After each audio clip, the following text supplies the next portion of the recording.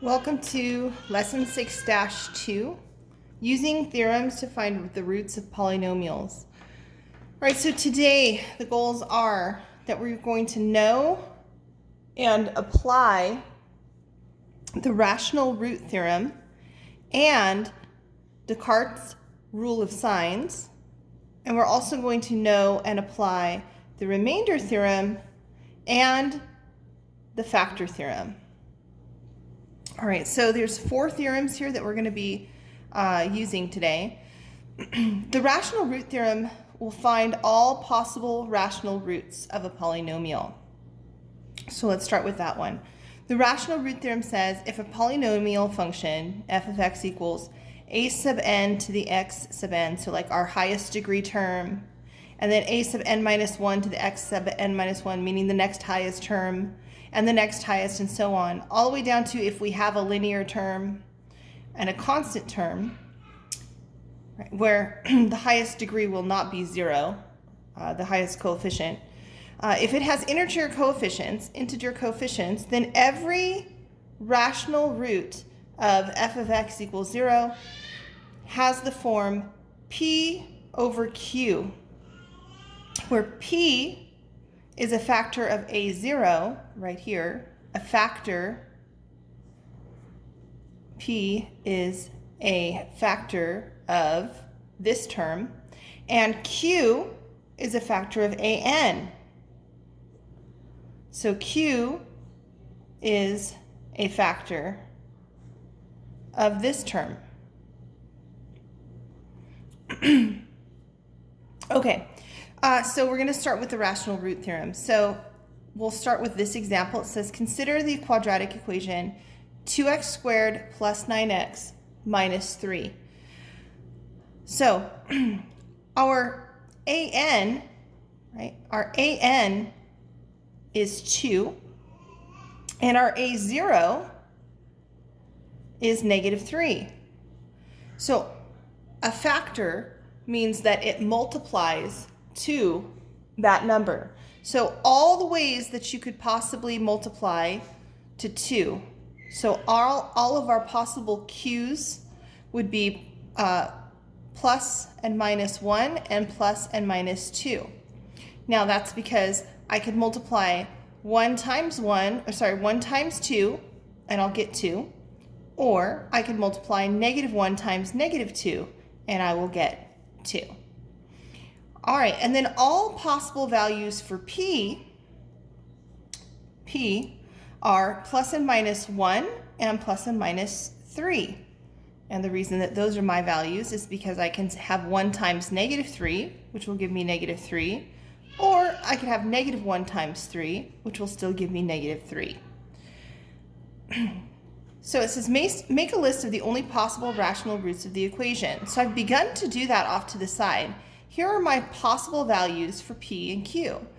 And so it says that the rational roots theorem says that we're going to take all of our values of p and we're going to stack them over, or make a fraction with, all of our values of q.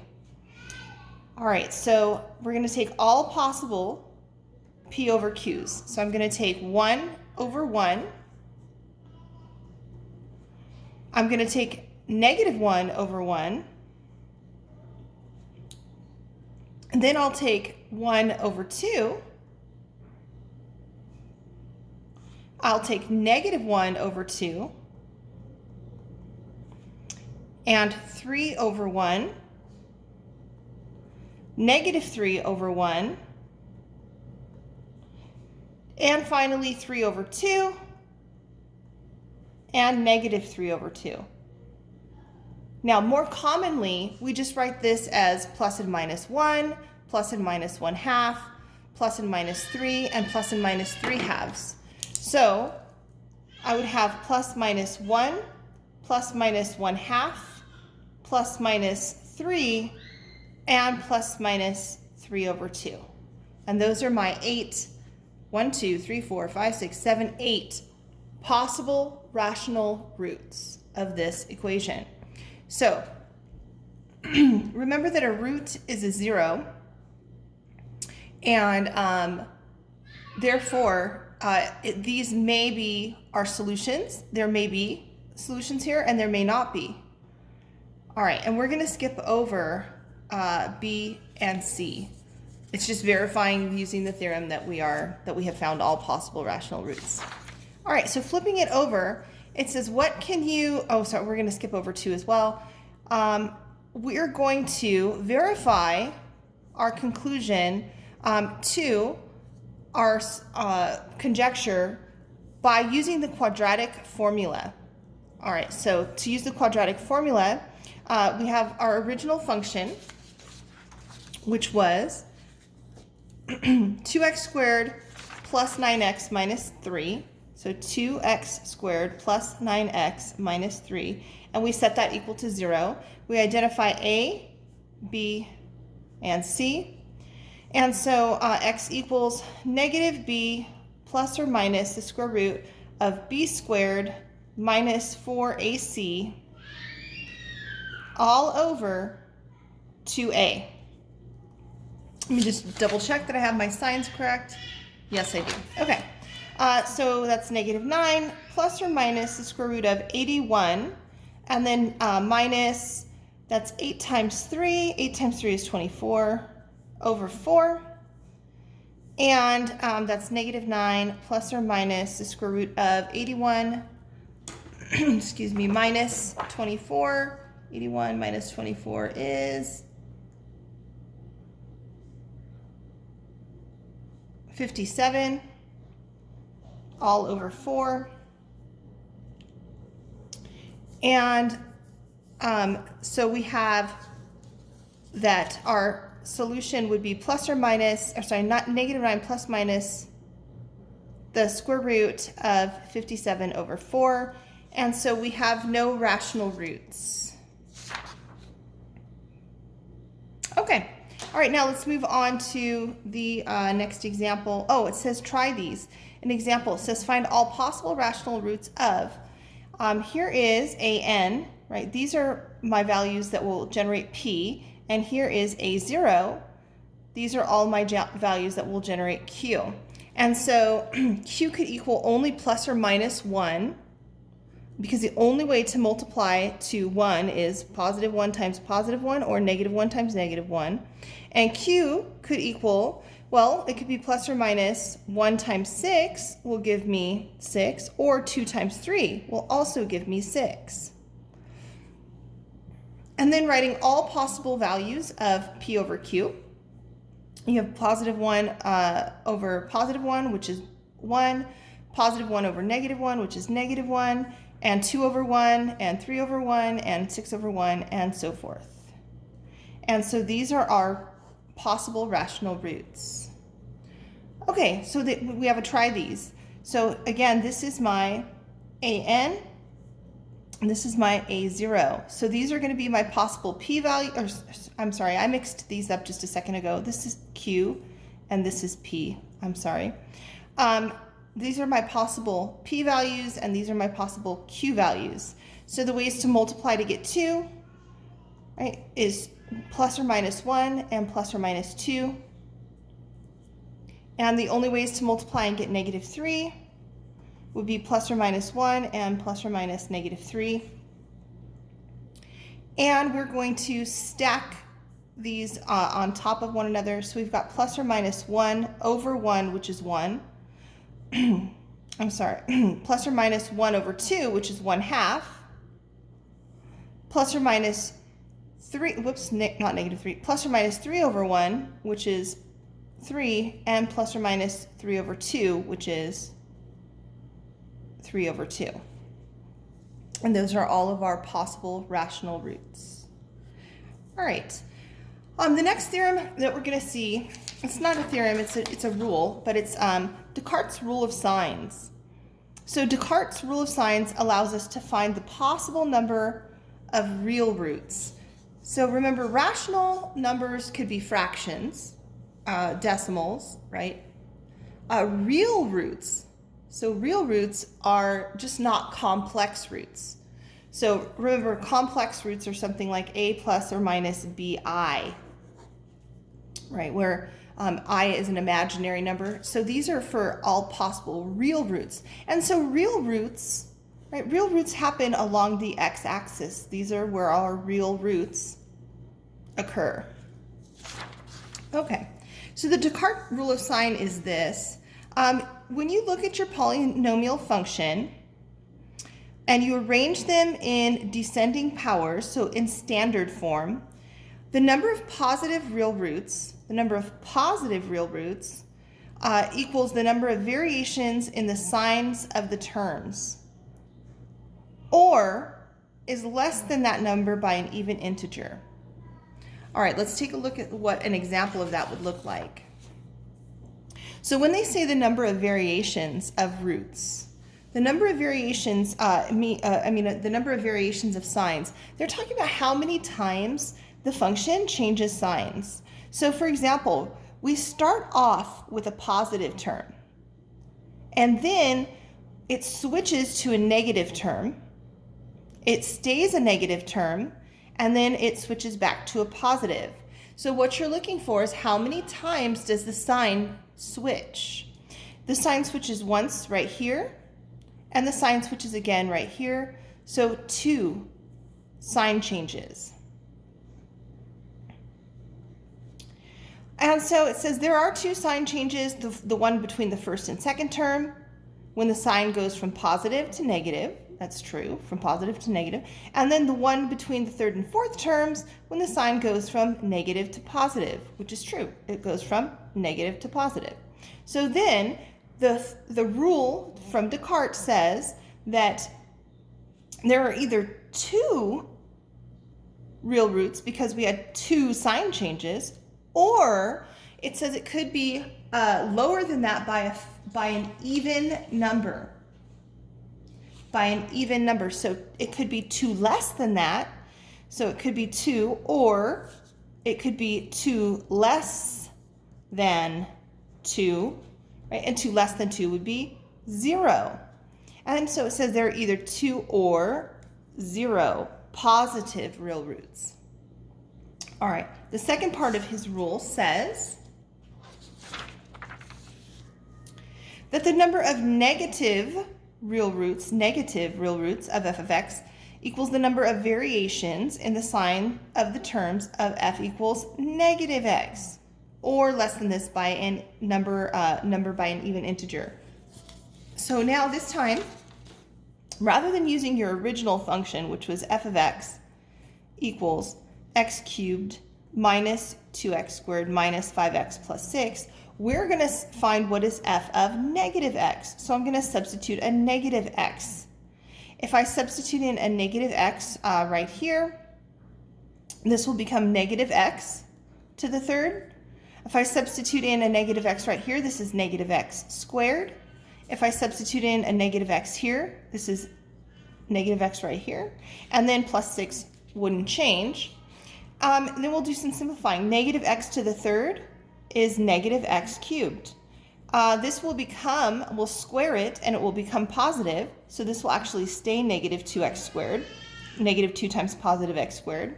This one will become positive 5x and positive 6.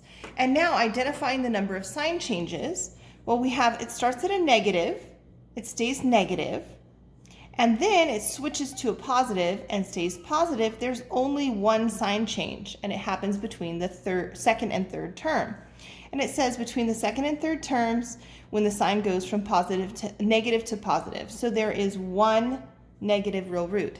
Now, we don't have to worry about the or less than that by a factor of 2 because less than 1, the only factor lower than that by 2 would already be at -1. So there can't be -1 real roots. All right, so by Descartes' rule, there are either 2 or 0 positive real roots, and there is 1 negative real root. We're going to do this, try these. All right, so to try these, B, it says, find the number of positive and negative roots of f of x. So first we'll start with our positive roots. Equals 2x to the third, so we're positive, plus 7x squared, positive, plus 2x, so we're positive, and then minus 3. There is one sign change, So there is one positive real root. All right, for our negative real roots, we're going to plug in, again, f of negative x into our function. So that'd be 2 times negative x cubed, and then plus 7 times negative x squared, plus 2 times negative x, and then minus 3. Negative x cubed stays negative, so that's negative 2x cubed. This one will become positive, and that'd be positive 7x squared. This one will become negative 2, I'm sorry, I forgot my x, negative 2x, and this is negative 3.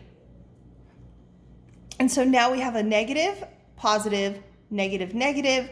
There's one sign change and then another sign change. So there are 2 sign changes. So there are either 2 negative or 0 negative real roots. All right, to check your understanding, it says determine all the possible rational roots of 2x cubed minus 2x squared minus 4x plus 5. So they want all possible rational roots. You should look back in your notes and see what questions were similar to that. It said find all the possible rational roots of. Oh, we're applying the rational roots theorem. So we're going to go back to the rational roots theorem. The rational roots theorem said that we need to look at our first coefficient, which is 2, and that will give me all my possible values of q, and 5, which will give me all my possible values of p. Now, all the ways you can multiply to 2, plus and minus 1, plus and minus 2. All the ways you can multiply to 5, plus and minus 1, plus and minus 5. And then remember that we're going to take our ratio of p to q, which gives me plus or minus 1 over 1, which is 1, plus or minus 1 over 2, which is 1/2, plus or minus 5 over 1, which is plus or minus 5, and then plus or minus 5 over 2, which is 5/2. And that is the answer to number 4. We have determined all the possible rational roots of this equation. All right, it says determine the possible number of positive and negative real zeros. Well, positive and negative real zeros, that was like this example. We're using Descartes' rule. So Descartes' rule, remember, we have to find the number of sign changes. So in the positive function, it goes from positive to negative to positive to positive.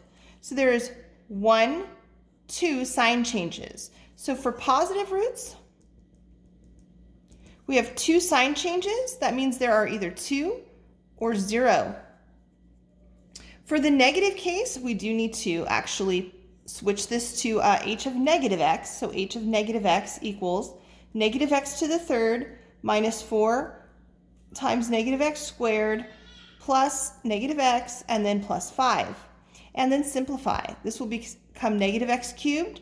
This will become a positive, so this will stay negative 4x squared. This will become a negative, and then we have a negative x, and then we have a positive 5. And so in this case, we have negative, negative, negative, positive. There's one sign change. So our negative real roots, there's one negative real root, and this is number 5. All right. The remainder theorem and the factor theorem. So a way to now, what's the point of using or finding these possible roots? Well, we're going to actually use the remainder theorem or the factor theorem. So the remainder theorem says that if we divide by something like x minus k, remember when we were doing synthetic division, like when we'd say we're going to divide by x minus 2, and we'd switch this sign, it would become positive 2, and we use synthetic division. If we get a remainder r, right, so if I divide by this and say, for example, I get a remainder at the end of 3, then I know that this point, 2, negative 3, is on my polynomial.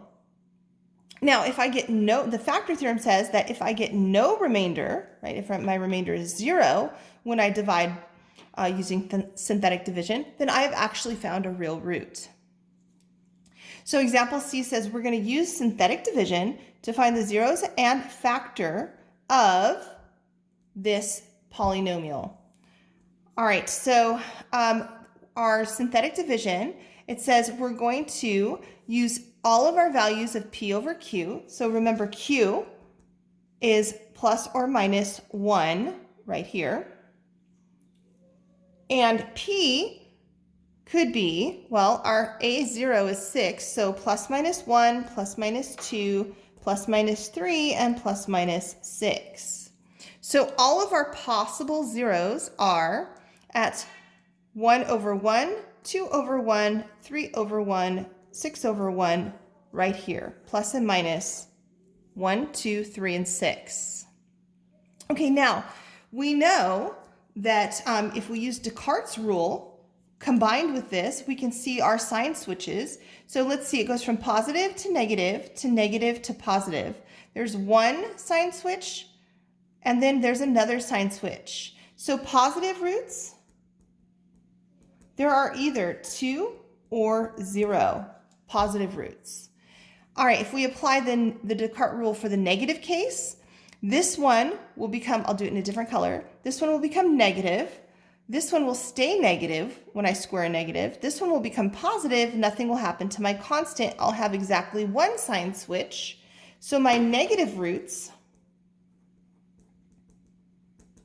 will be 1. All right, so it says, you know from examples A and B, the possible rational zeros are, we already found those. You also know that the polynomial either has 2 or 0 positive real roots. Yes, it does. And 1 negative real root. So it's now time to check each possible rational root. So they're choosing -1 first.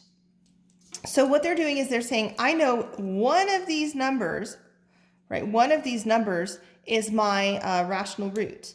Again, my p's over q's are 1 over 1, 2 over 1, 3 over 1, and 6 over 1. So they're just randomly selecting one. So they choose -1 and they do synthetic division. So remember, they bring down the 1, the -2, the -5, and the +6, and they bring the first term straight down, which is 1. And -1 times 1 is -1. Add downward, you get -3. -1 times -3 is 3. Add downward, you get -2. -2 times -1 is 2. Add downward, you get 8. So we know now that there is a point at -1, 8. That is a point on the graph. But that is not a 0 of the graph. If it were a 0 of the graph, our y value would have been 0. They choose another one at random. So this time they choose +1. Again, they can choose any of these values. They started with -1. Now they're going to choose +1. And really, synthetic division with the rational roots theorem is that. It's kind of guess and check. You try one, doesn't work, there's nothing you can do, try another one. All right, so the first term drops straight down, that's 1. Multiply, and you get 1. Add downward, that's -1. -1 times 1 is -1. Add downward, you get -6. -6 times 1 is -6. Add downward, and you do get a remainder of 0. So you have found a 0 at 1, 0. This is one of your roots. All right, so then remember when you would factor this, you say, okay, well then my polynomial is now, I know one of my factors was x minus 1, and what's left over is, remember, this is your remainder, this is your constant, this is your linear, and this is your quadratic term. And so we can now factor this down. It's 1x squared, or x squared, minus 1x, minus x, and then minus 6, minus 6. And now you can either use the quadratic formula to factor this, or you could use quadratic formula to solve this, or you could use factoring. In this case, you check to see if this factors. You want something that multiplies to -6 and adds to -1, and the values are -2 and 3. We factor this by grouping. That gives me x squared minus 3x. That should be a +2, right? Plus 2x minus 6. Don't forget that's going to come straight down. We factor by grouping. Their common factor is x. That gives me x minus 3. Their common factor is 2. That gives me x minus 3. These two match. I'll pull out that common factor. Oops, that's x minus 3. And then group my leftovers, which is x plus 2. And then don't forget to bring your x minus 1 straight down. And these are all of our factors for this polynomial. X minus 1, x minus 3, and x plus 2. All right, so our real zeros are at x equals 1, at x equals negative 2, and at x equals 3. Now, that information matches what we said regarding the number of positive. We said there are either 2 or 0 positive roots. Yes, there were 2 positive roots. And we said there was 1 negative root. There is 1 negative root. All right, we're going to do this again. We're going to use synthetic division and apply what we've just learned for try these C. Right, so for try these C, says f of x equals 2x to the third plus 7x squared plus 2x minus 3. So remember, I'm going to do several different things. I'm going to use Descartes' rule